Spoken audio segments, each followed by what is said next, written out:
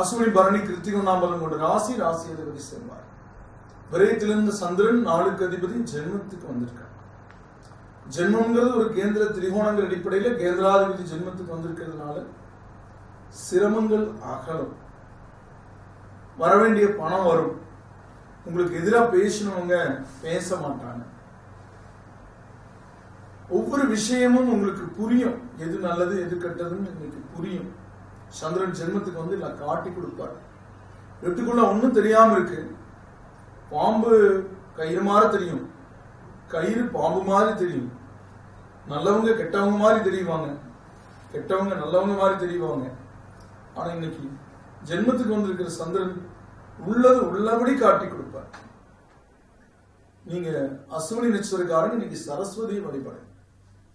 பரணியில பிறந்தவங்க துர்க்கை அம்மனுக்கு அபிஷேகம் செய்து முடிந்தா வழிபடுங்க.